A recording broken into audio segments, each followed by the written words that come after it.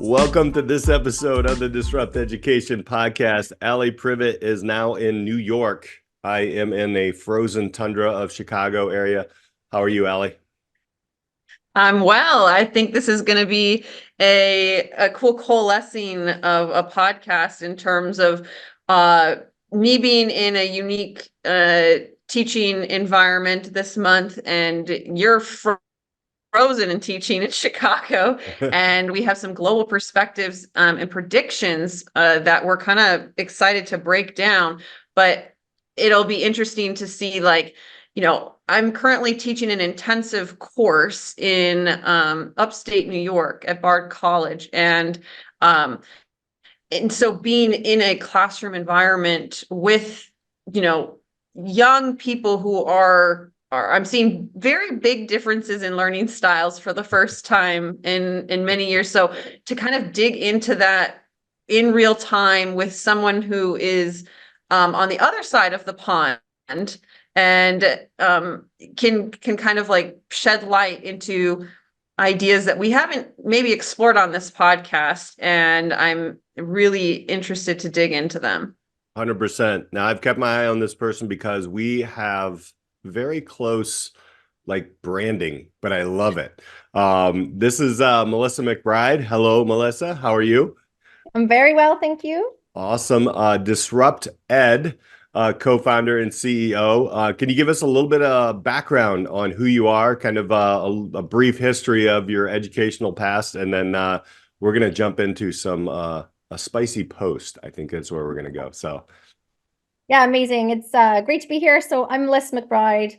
I have started the Disrupt Ed movement. We'll talk about that a little bit, what it is. But at the end of the day, first of all, I'm from the other side of the pond. So you'll start me slipping into some Canadianisms, I'm sure, on the call. But I was a teacher. I was a school principal. I've opened schools around the world. I've innovated. I've been creative. I've been a maverick.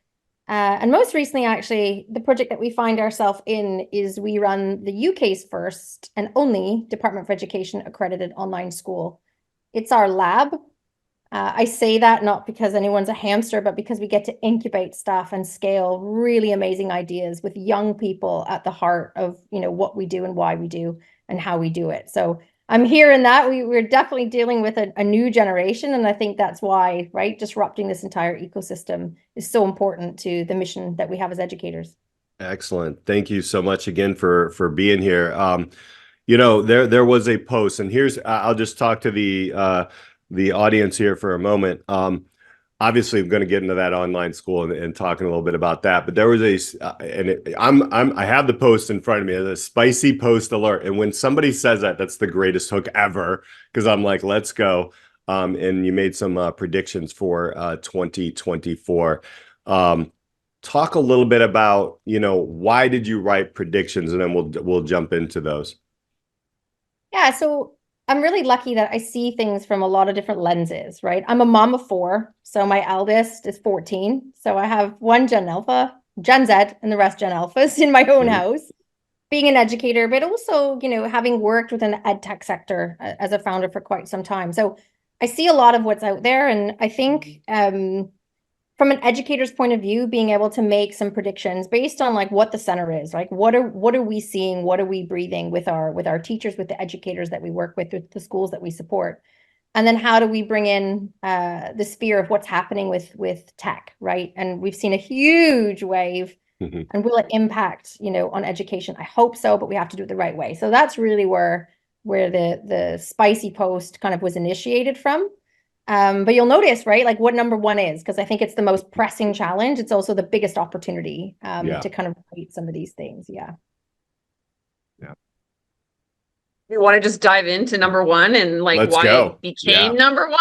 The global shortage crisis, the global teacher shortage crisis deepens. I'll read the rest of it. EdTech automation provides a stopgap, but quality issues persist. More consolidation and cost cutting likely. That's a big one. Yeah, it is. But like a lot of what we hear in the education media is around the crisis in teachers, right? Like teachers, I actually think we don't actually have a teacher crisis. What we have is a crisis in educators who are willing to continue to work in the classroom because their purpose is being eroded. They're passionate about educating when they don't feel they do that, and their personal lives become turned upside down. And obviously then you add all the financial implications, right? Teachers are not well paid, but I think they do the most important job we have. So we have a crisis, not just in North America, not just in the UK, but globally. If you ask any international teacher on the circuit, it is incredibly difficult to recruit high quality, even harder to retain them. And like that is a crisis that we're never ever going to get back unless we start to address like some of the fundamental problems that we have in this traditional model. So ed tech is interesting, but I always like to think like ed tech's not new. It's been around for a long time. All we have is a different tool. We have a different whiteboard. And if we're not careful with things like AI, we're going to end up in the same place, right? So we're going to see a lot of consolidation. We're going to see, schools having to make really, really tough decisions. We're already seeing that over here. I'm sure you're seeing it there. And actually, I think what we're going to need is the bright spark. It's just more innovation, right? More creative thinking around how we disrupt our thinking about what schools do, how we do it, to build a future that the next generation deserve.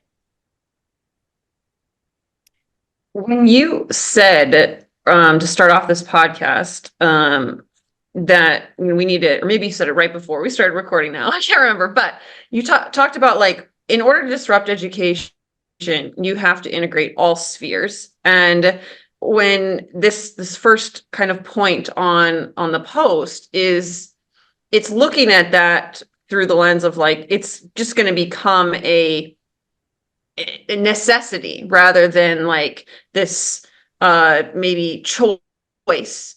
Though you started this first online accredited school, was that like, like how long ago did you do that? And was that started because you could kind of see where education was going and then kind of this anticipatory need for this type of school setting?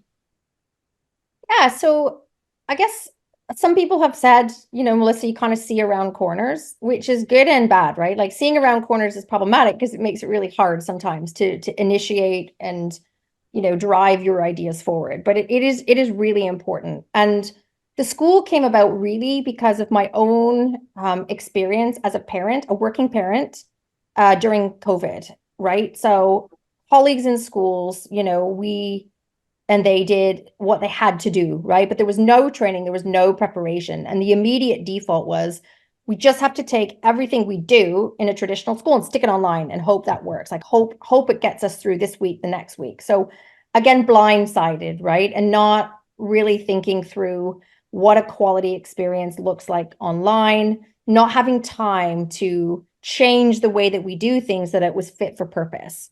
So I have more gray hair than I can share from not so much my eldest, but he was then 6, he's now 9, because he is your classic defector from school, right? He doesn't like the 6 hours and 48 minutes and how long he has to sit, and he has to be quiet. It's just not his makeup. So Sophia came about because of what we saw as the potential, right? The freedom, the flexibility, but having to incubate this in a way that was really designed for teaching online, not fitting, the square peg in the round hole as we had to do. So that's where it came from.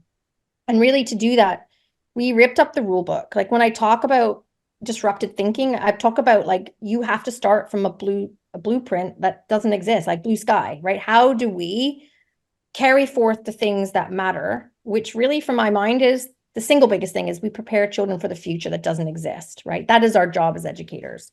The rest is just noise. So how do we incubate and how do we build? We did a lot of design thinking, everything from what skill set do our teachers need? What does the day look like? What platforms do we use? How many kids are in a class? What are the hours of the day? Like, what are we teaching? And that began this process back in 2020, really, around incubating what would be an online school that feels like a global classroom, makes deep connections and accelerates learning, which is key for education, but actually breaks free of some of the shackles that the traditional system holds us to. So, and that was the starting point, really. So my son, he was the best use case for the school because I was pulling my hair out, literally. Right. What when you're looking at all of these, there are a lot. I think you have, well, there's 20.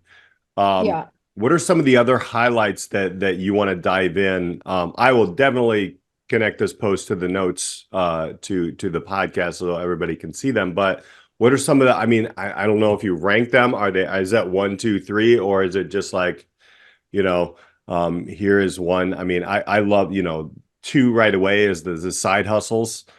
Definitely. I think a lot of the educators have been seeing the precarity of the side hustle becomes the creator economy. That's where we, you know, have to, number one, make up wages. But for me, it was an out. Like I really want to do way more than I can do in a system. So I created the podcast. Alli and I have unbelievable conversations around this. We meet wonderful people like you, and it's kind of the out. We can continue to go through these. Is there one that you want to like highlight as well? The number one was a huge one. Yeah, I think the key is there was some level of like how do we connect and how do we weave these together? I think it Right. always comes back to people, right? Sure. And like we don't sign up to be teachers because we're chasing a big paycheck. We all know that, right? And I'm sure the Yep. audience knows that as well. So we do it for a greater sense of purpose.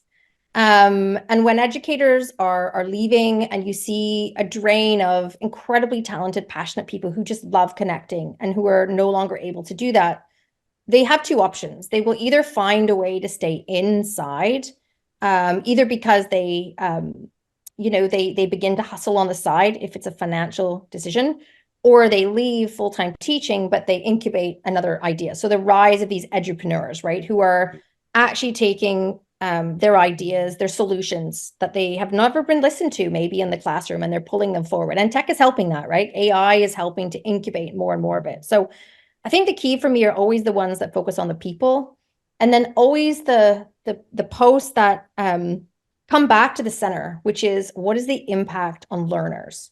Far too often, I did another post around, why ed tech is so lame, which is funny because Yep. it's a founder, but the whole point of it is that if we don't center back on a high quality experience, and what we see often, especially when you tip into VC, is the chasing of the scale, you erode the quality piece. And like, I think those days are over. I think those days of, mass scale and mass numbers, but not quality, I'd like to think that they're over, because educators are stepping into their power, whether they're creating, whether they're becoming, more personalities to tell the story, or they're incubating their own ventures. I think that is really what I see coming forward. And I do think that it's going to cause, the big tech groups to stop, pause, and to think about how they approach the next wave of what's coming in education. So yeah, it kind of moved around. I mean, the last ones are more around what I see as the big future, which is centered on hybrid, and we can unpack Right. that for sure. But the others were more around, the people and the ideas that are percolating, and how they're going to drive what happens here in 2024. Because I always said, even if you go back to posts a year ago, that education really is a sleeping giant, right? Like it's the one sector that is avoided mass change. And 2023 was really painful, right? It was when the pain not only was felt with those, I call them the Blackboard jungle, those of us who stand in front of classrooms, right? But it began to become painful externally. And I think that's challenging, but it's a really good thing, because only when you feel pain are you willing to change. And like, we have a sector that's not globally, hasn't really changed the way it works since for 260 or more years. It's still very industrial, factory feeling. And actually it's failing young people in lots and lots of, scenarios. So those are it. But people always, like, I love the champion stories, right? Like the founders that have come out of education and they want to continue to make a difference, and that's what's fueling their fire for what they're building. I'm really curious on the Sophia school, the online school that you developed, and in how it's maybe different than what the experience that the pandemic threw effectively everyone into, because I know I'm seeing the effects of it in young people I'm around, the students that are in front of me currently, and anecdotally from other people's classroom of kind of it's almost apathy, or it's to learning, like they're over learning in general from, or just being online, right? Or this kind of chaotic learning environment that kind of occurred. And so, because I'm feeling more resistance to online learning and kind of this renaissance of coming back in person, and yet you're developing an online school. So I see the need for that type of environment because of other constraints on the system. But how is it different than, what people maybe associate with online learning? Yeah, and I think it's a really important question to ask because parents are resistant and so are the students, right? And if we unpack why, right? And we spend a lot of time speaking to the students and the families that join us. Why, what I would say is it maybe historically is the alternative. It's fast moving to the center, right? Especially when we start to look at the hybrid models. And interestingly enough, homeschooling, I think at my last check was over 1% of all learners in the US, right? Like homeschooling is not a new concept in the US landscape. It is wider. In some countries it's banned. You're not allowed to do it. So, the US are at the forefront of that. But when we talk about the environment we're speaking to, which is the online, right? There was extreme exhaustion from young people. There was frustration from families. There was a feeling of disconnect. And what we bring it all back to, certainly with the kids that we work with and the families, is, why? So the why was because we expected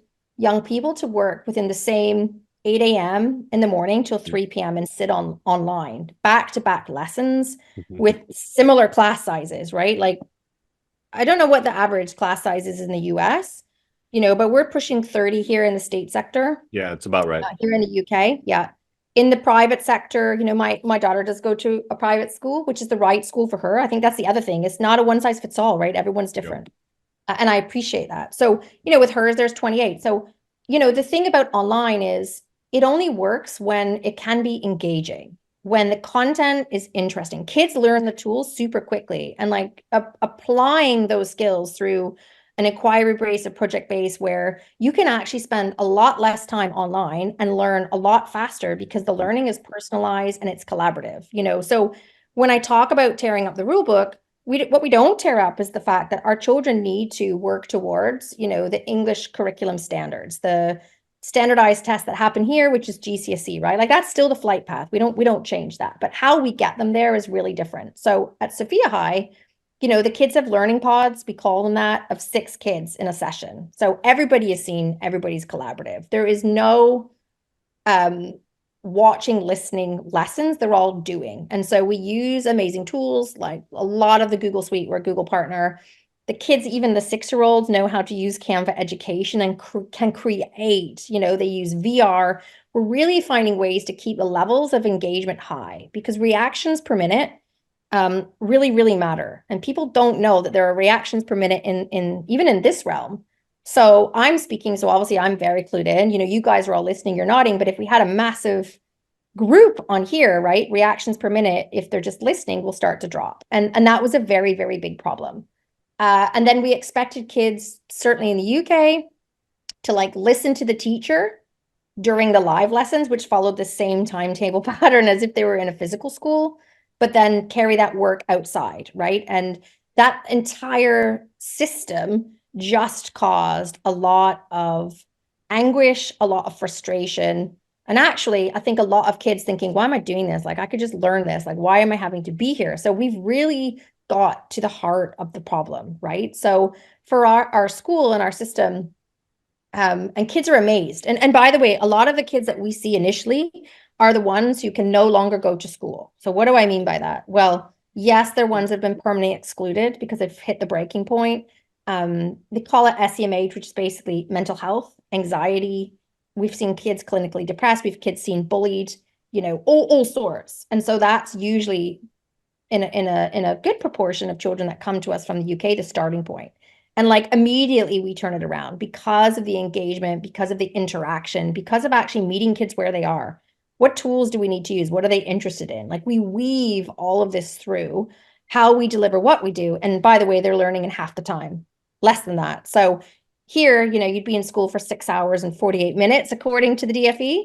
With ours, they're online for 4, maybe 5 if there's an assembly, 40-minute with 6 kids, and they're really iterating quickly in a collaborative way. And then they take that outside. So we give them back their life. We give our teachers back their lives. They have small groups that they deeply connect with, and the kids connect. But what's key here is it's not a one-stop shop. By making time in the day to deal with this question of, yeah, but you do need to do things outside digital. And I wholeheartedly agree, but we give young people and their families back the time to do that.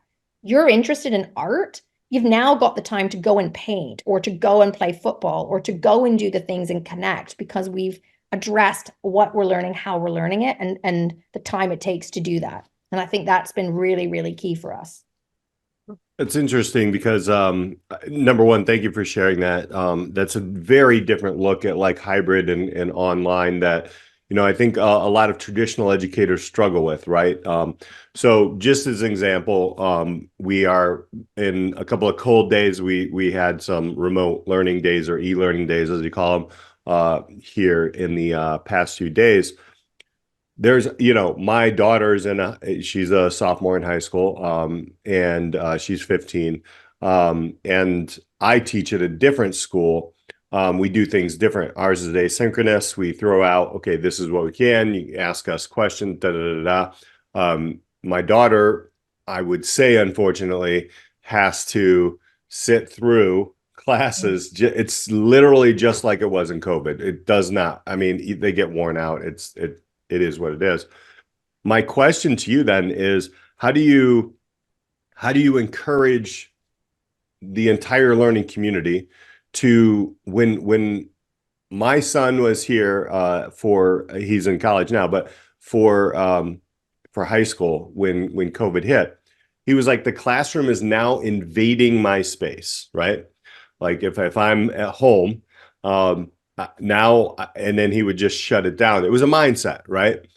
How do you build that mindset? Do you start early? I mean, I heard great things, design thinking in there that you were talking about, and ideation, which are all parts of that design thinking model and such. How does that kind of evolve? How do you help people understand that this school and learning can be different things, right?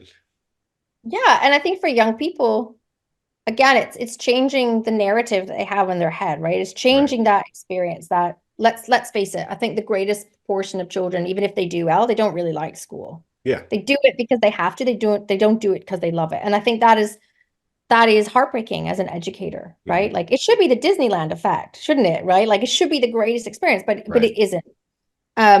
So we start from a point of view of on the digital, like what is it that is going to allow us to hook young people in? Is it the tools? And yeah, sometimes, right? Like, is it how we teach? So, as I said, I have 6-year-olds who know Canva education inside and out and can make a better stage than I can. Right.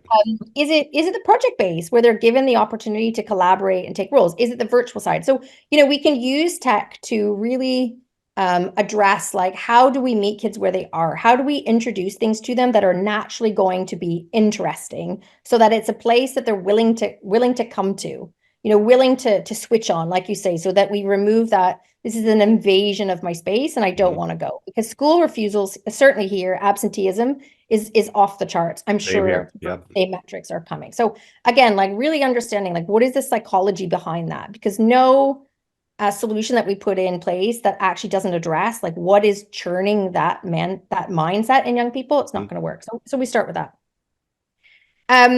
We also, again, we work with our students. We don't tell them, like, I'm telling you this because it's the way. Like, we really try to engage children on a deeper level. So one of the points I made was around, like, the sustainable development goals. So young people, the next gen, they do really care.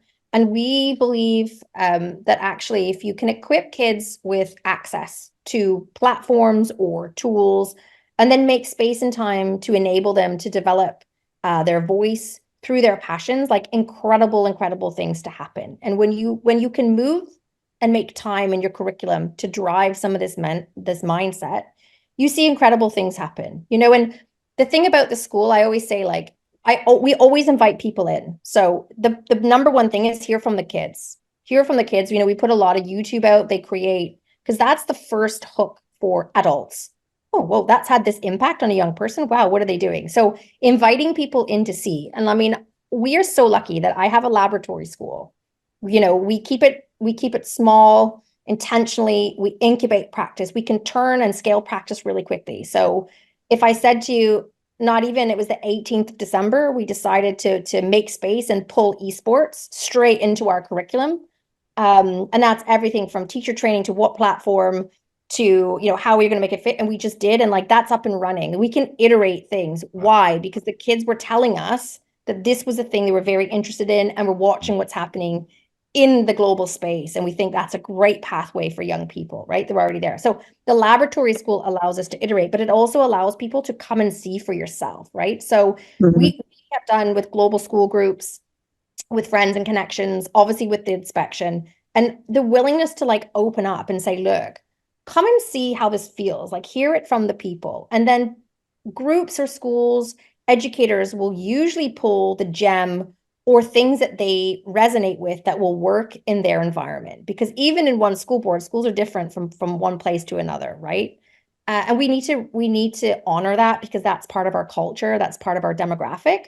But how can you make small incremental changes based on practice that you see and iterate it quite quickly? Because I believe once you begin knocking over the dominoes, they all start to go really quickly, and that's why for us, we've never really worried about scale. We grow in lots of ways because we work with global school groups. We work with the government here around alternative provision. I have in 4 years never, maybe £5 really, have to pay anything to recruit a teacher, any subject, any level, because they desperately want to stay in education, but they want something else. They want more freedom, more flexibility. They want to get back to doing what it is, or they want to travel where they teach, so we're happy to showcase that, because seeing is believing, right? Being able to see best practice or see this practice incubated and allow it to kind of create questions, which is where our Disrupt Ed conference came from, right? We talked a lot about it.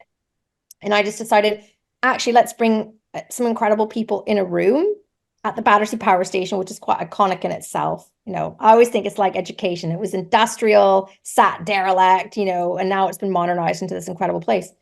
And we bring people together. And I think that is how you can begin the story. Find your people, find your communities, listen to the podcast, reach out to them. It's another point on the list, isn't it? Yeah. And allow this practice to begin to move, because actually that's what great education has always done, hasn't it? It's found started with storytelling or finding ways of teaching. It's that mirroring and facilitation, that coaching mentality.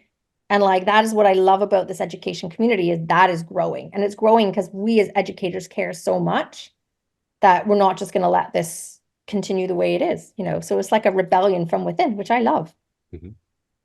Oh, we like the disrupting and the rebelling and throwing out the rule book. And yeah, you have to.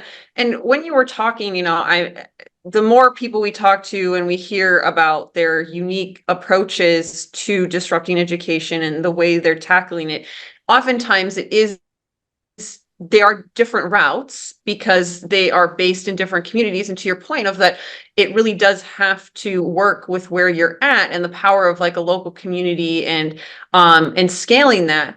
But sometimes, you can be so entrenched in a system, right, that, you talk about like, in order to disrupt education, you have to touch kind of all spheres, which can feel like, okay, well, then what does that mean? Where do I start? And for those listening, what would you kind of encourage as a starting point, or, like for a school district or a community member or a parent or somebody, like there are certainly different levels you could start at, depending on, if you are a school district that wants to throw out the rule book versus you're an individual you think about homeschooling your kids and whatnot, but like, what would be some kind of encouraging starting points for people who want to kind of have a different school experience? Because it seems like yours was, it stemmed from the pandemic and has grown organically, but sometimes it's hard of like, okay, well, where do I start? What would you say? And I think it's so good. It's interesting. I'm going to give away a secret for like what I'm going to do when we launch Disrupted, because I don't normally speak, which is interesting at that conference, right? It's a collaboration of other people. But I always say, like, if you were in your team, and it's a really good thing either to do like as a teacher yourself, or as a school team or a leadership team or a superintendent, sit down and take out 6 Lego bricks, Lego bricks. Mm-hmm. And actually identify, like, if we were to say, here are 6 bricks. Here are the 6 bricks for education that matter most. Staffing's probably on there, teachers. Tools is probably another one, right? Curriculum's another one. But like, you decide, because actually, if I once attended an incredible Lego workshop years and years and years ago, and my late father was actually a Lego serious play. And what you don't realize is with like 6 bricks, like you can make over 915 million different combinations. I promise you. And like that should be right. You don't have to have that many pieces to mobilize to have an incredibly wide and varied experience that is like on your horizon. And so if you start with the 6, what you'll be able to do is decide which ones are we going to play with first, which ones are we going to build, which ones are going to be our foundation, and then you build off of there. And the nice thing is, as soon as you start building with your bricks that you've defined, and your team, if you don't like the way it's going, you can just rearrange the bricks and make something different, right? So it doesn't have to be an overnight complete, 360 change, and we're going to stop that school and build another one. For some it is, for some it's that bad that is a better option. But actually you can start small, and it's like the ripple effect. A good friend of mine, David Harkin, who is, 8 billion ideas. If you don't know who David is, look him up. He's amazing, but he has a book about the ripple effect. And sometimes starting small, but starting today actually makes the biggest and most meaningful wave. So the Lego is a great one, a shout out to them. But it's a great one to role play, and you can do it yourself. Like we all have kids, we all have Lego. They sit down and work out. Like, I'm a classroom teacher. What are the 6 bricks that are going to matter most to my kids and to me, right? And begin to build, right? Because you will be surprised by just what can happen. And so if you look it up, 915 million. Back in in a true fact, back in 1958, they thought there was only 102 million combinations. But obviously, science and tech has helped actually realize that there are many, many, many more. So it's a great like analogy that you can pick up and try today, in your everyday life, which I think is great.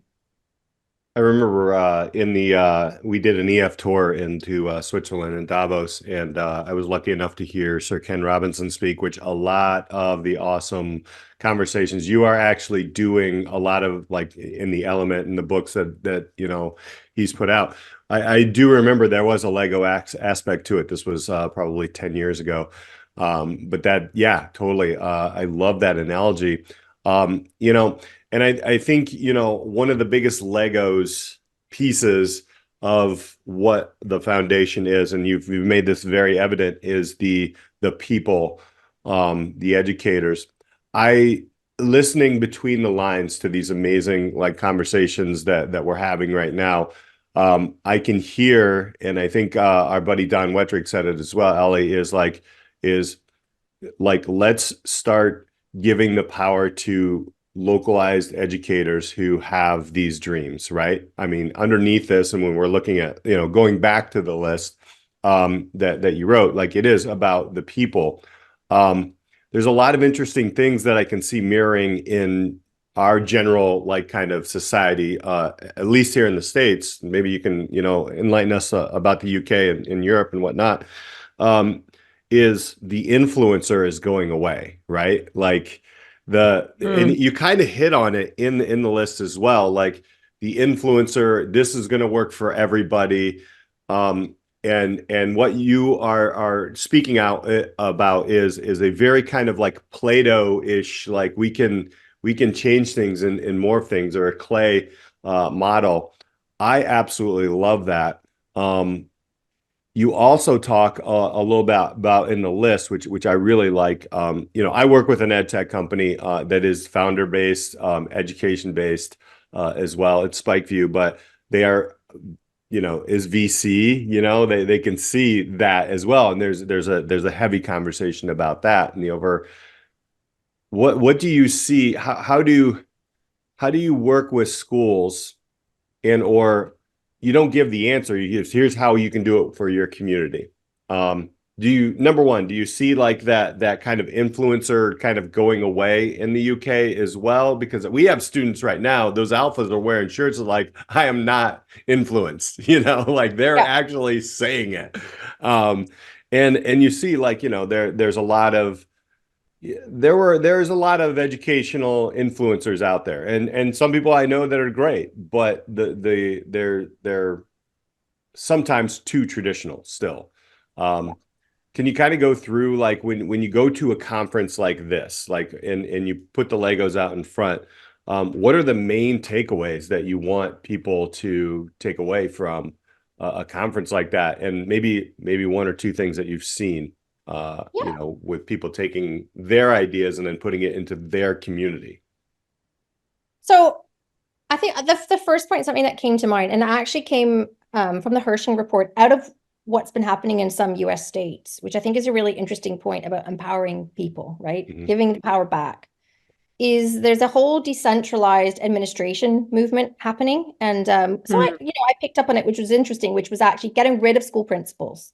Hmm. But actually, you're not leaving a vacuum, because what you're doing is you're empowering your teachers, and your leaders of learning to step into having ownership of how decisions are made rather than this hierarchy. So actually, I read that last year and I thought it really resonated. So we brought it in. I actually don't lead the school whatsoever. I sit on the other side, and we have a leadership team. So we've collapsed that team. All of our kind of leaders of learning. And it's funny because here we don't call them principals, we call them head teachers. And I think, but shouldn't a head be the best teacher? And that's not always the case. Sometimes they don't teach. So we kind of collapse this. And what's happened is, because we didn't have fear of what would happen if we empowered the people that are actually the best leaders at the front of the Blackboard jungle, right? We just collapsed the ivory tower.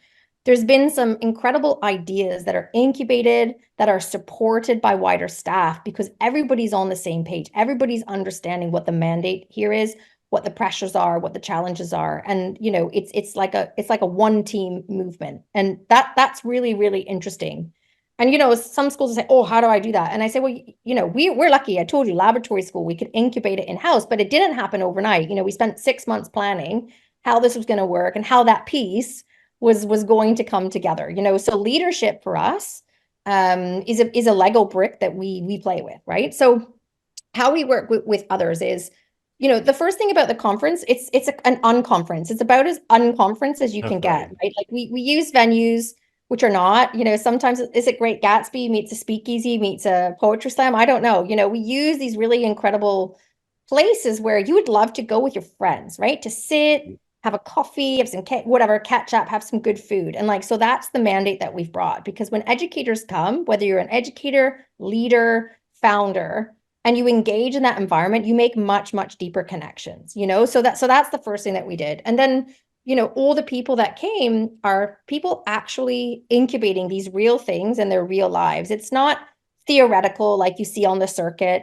I've been to so many conferences across, and you hear the same person talking about the same thing. And actually, if you know anything about that topic, you think, oh, when's the last time you even tried this? Yep. Never, And on LinkedIn, yeah, it's huge like that, isn't it? Like people can get AI to help them iterate something, but they don't really know what they're talking about. And they certainly have never tried it. So when I work with schools, it's more about facilitation of, all right, you decide, like, here are the bricks, and this is why it's such a great use case, right? Like for your place, like what are these bricks? Like what are the things that you think? Is it tech? Is it AI? For a lot of schools, it isn't. They're not ready for it, right? Like they have to solve other challenges first. And then it's a case of beginning to play or facilitating them so that they begin to put these pieces together to create the picture that they're aiming to achieve, and when you do that, it's like, you move the pieces around on the game board, don't you? You inspire conversation, you inspire, well, what if we tried that? Like innovative thinking, which is that out of the box. And I have a really great friend, I don't know if you know him, but it's Dan Fitzpatrick, who's the AI educator. He is incredible, but he talks about this third box in education. And it's that willingness, even though it's scary, even though it's new, even though for educators, or leaders, it may feel a little bit out of control, But that is where you develop the biggest amount of progress, is when you step forward into that place of change and bring your students with you. Because the students, I always just find it as, we're the digital dinosaurs. We just are. Like, we're cool ones, like to say, but they don't even just think digitally, they think spatially. So whatever you think you can do on tech, they're going to iterate it faster. And isn't it our job, even if we don't understand it, to focus more on the how we're going to do this? We focus too much on the why, right? So nothing happens, and the kids are using it anyways. But if we focus on the how, and we apply our adult knowledge and our life experience to help them navigate the challenges, the safety risks, so that they use these tools ethically and effectively, isn't that a better way to approach it? And I think that's that third box. So I don't ever go in saying, oh, it has to be this way. Of course, I can show you the way that we've incubated, but what does that mean to you? Like, how does that fit within your unique circumstances? And in many cases, people take a piece of it and then make it something even more incredible, because it matters to them, and it matters to their schools, and it matters to the students, that they're working with. So that's, how I like to approach things, rather than, I'm the fountain of all knowledge. I'm certainly not. We know what we know in our environment. But the other thing is, I don't talk about things that I'm not prepared to show you are already incubating, where you can see that real sense of experience and impact, an impact on who, first and foremost, the students, but actually then impact on the educators that work with us or that we support. I love that. Love Yeah. that. That's amazing. So we're coming up on the end of our time. Are we missing anything? Like, I will ask Alli her final thoughts here, but where are you going into 2024 outside of just sandboxing it, which I absolutely love. I can't, I'm gonna ask you, are you hiring? That's, Yeah. I mean, we do, of course, we're growing, we're hiring. The global reach is interesting. A couple of things I think are fast coming. Watch what's happening in sports. Because, and that might be weird, I mean, I played sports growing up, but I think there's a huge driver, certainly in the US, but globally, around youth sport development. Now, that's only going to happen if we sidestep and realize that education doesn't normally serve athletes very, very well, right? Like, it's always been one or the other. And the reason why I'm mentioning this is there's so much that young people can gain from a sport coaching mentality. Yeah. They may not ever be the best swimmer or track runner, but actually sport is so much more. And if we approach education in a way like, the best youth coaches would, this is all about development of all sides, isn't it? It's development of your mental capacity. It's development of your grit, your leadership, your teamwork. And I think actually I'm starting to see that showing up a little bit on the horizon with some of the projects that we're being asked to get involved in around the hybrid mandate that meets those needs. So that's one. Obviously, the emerging tech story is going to continue to dominate. I actually think what you're going to see is a quietening down of the vaporware that emerged with this rise of AI. Let's use that in scale, because a lot of it actually doesn't solve the problems that we have in the classroom. And what we need to do is find ways that AI and tech actually enhance the way we deliver our pedagogy. And enhance the way we're able to connect with young people and enable them to create, which is why eSports is so fascinating too, because that's a lot around the creators economy, not just gaming. It's not just playing, is it? So I think we're going to see more of that. AI is not replacing teachers. My hope is that it allows us to incubate high quality experiences that either help non-educators facilitate learning, because that is going to be an emerging story. It is in lots of low-income countries around the world. But I think even, where you hear in the US, whether it's true, is that bus drivers are being asked to come in as part of the workforce and support lessons, right? AI can help facilitate that. And I think there's even some examples where I see some kind of alternative schools where there's no teachers at all, but they're, big executives that have come in to drive and share their knowledge. So I think we're going to see more of this. Watch out, Elon Musk is on the move, isn't he, in Texas, coming up with some things. So, but again, like find its purpose, find its purpose, because oftentimes these things don't replace. So, those are there. And I think again, and I'm so fortunate, because I've Love doing some work with the George Lucas Foundation, who have done a lot around research and project-based learning.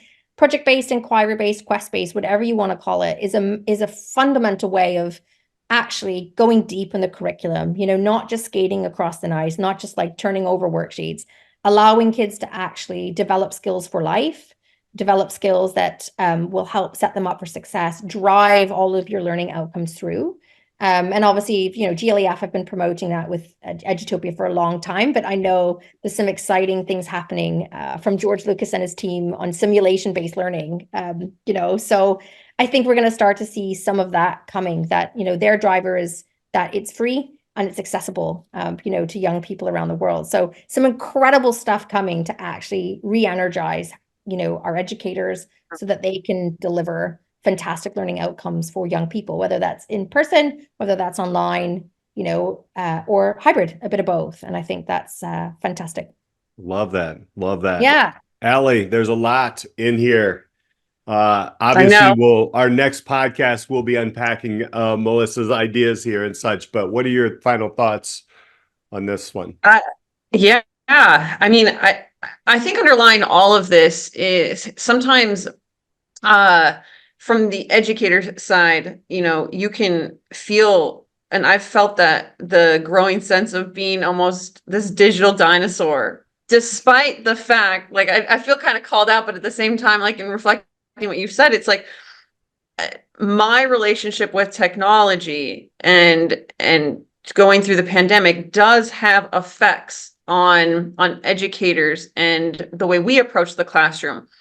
But we need to look at it from like a holistic point of view of restarting that, and there are opportunities where it doesn't have to be just school online, like mimicking what it was in person, that there is this great opportunity for tech tools and for local community members to dive into a totally different way to do school. And I would encourage anybody listening to this, because I feel like we just scratched the surface on your kind of laboratory school model. And I mean, there's so much power there. And I think we've had micro schools and people who are doing this small network cohorts and whatnot.